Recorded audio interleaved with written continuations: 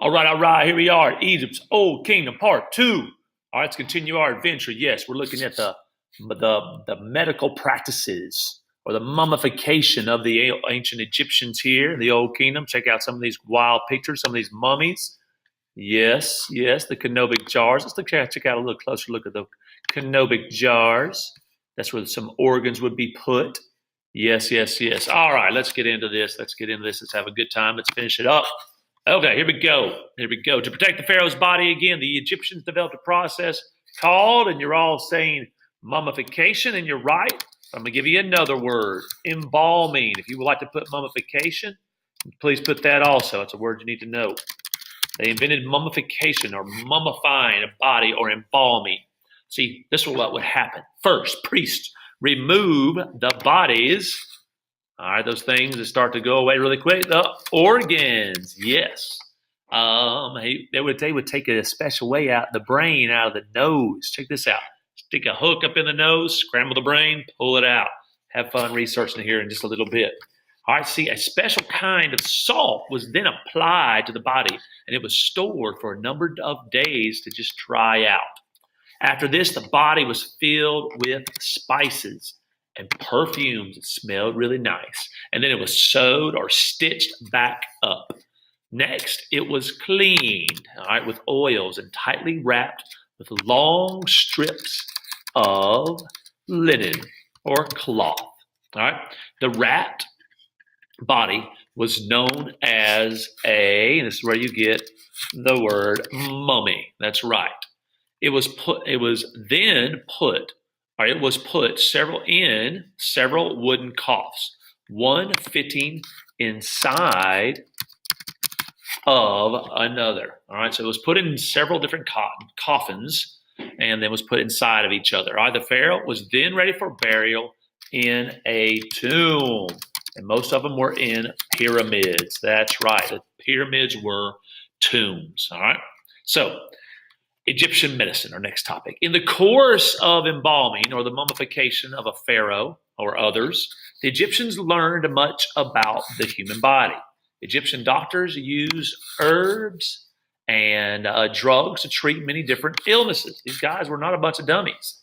They grew skilled at sewing up cuts or giving someone stitches and setting, that's right, broken bones. You break a leg, hope you have an Egyptian around. They can maybe fix it for you. Some doctors focused on treating particular parts of the body. They became the first specialists. That's right.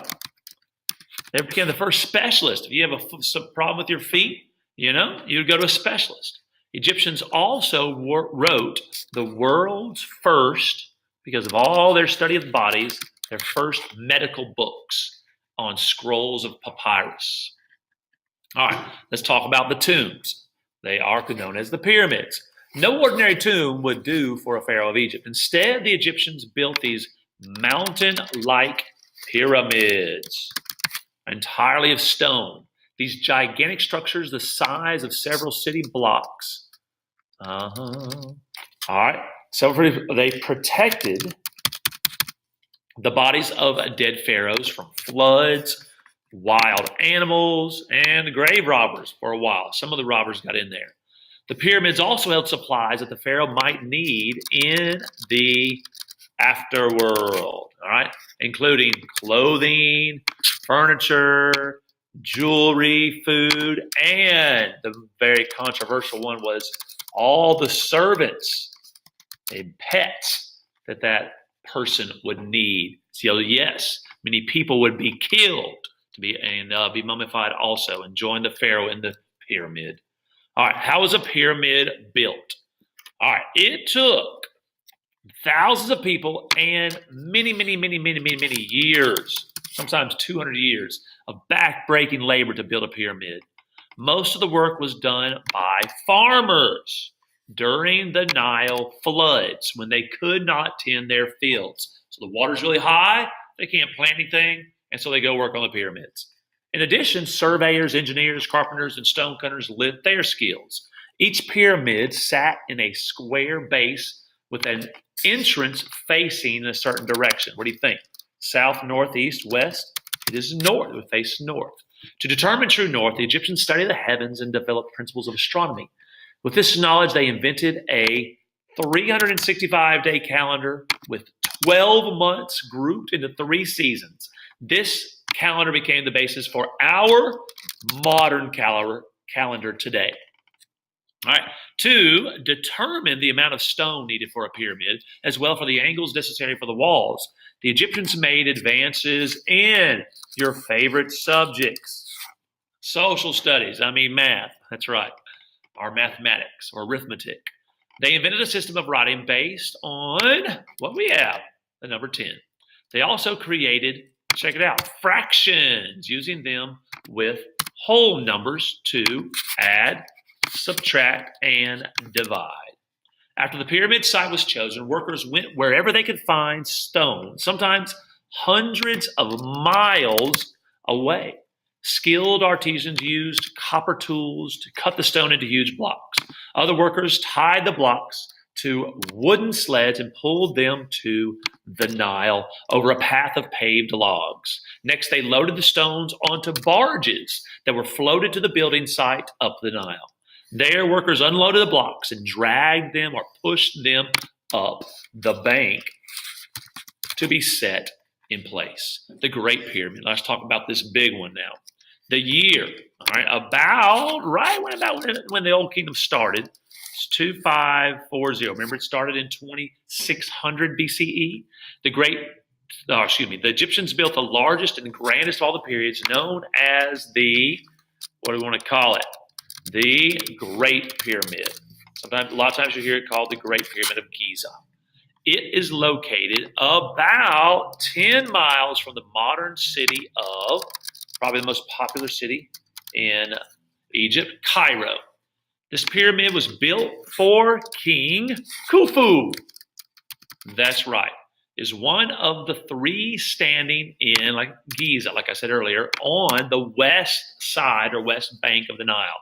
It rises nearly, check this out, 500 feet above the desert, covers an area of the size of about 9 football fields, and contains more than, this is crazy right here, 2.5 million stone blocks. Each block weighs the average of 2.5 tons. Oh, I lied up here. It's only 2 million blocks, not 2.5 million. But they each weigh about 2.5 tons. That's right, like 5,000 pounds. The Great Pyramid was the tallest structure in the world for more than, check this out, 4,000 years. It is equal to the size of a 48-story building. It is the largest of about 80 pyramids found in Egypt. The Great Pyramid is truly a marvel because of the Egyptians built it without using beasts of burden. That means no animals. You did not use special tools, or even that one special tool that's so nice to have when you're moving large objects. They didn't have the wheel. Oh my gosh, building this thing. Let's look at it real quick, and then we will be done with this set of notes. Here we go, check it out. Let me get to it. The Great Pyramid of Giza. Yes, here it is, the Great Pyramid of Giza. The one behind the Sphinx. Get a closer look of it. Let me get a zoom in. Yes, you've seen that. Yes, this is the one that, all right, he is the Sphinx here, which is protecting all the pyramids, is looking at the Pizza Hut. Yes, the Pizza Hut. There's the Great Pyramid of Giza. 2 million stones. Oh my gosh, that is amazing. And I hope you enjoyed learning a little bit about the Old Kingdom. Let's have fun with our project. Yes, yes, yes.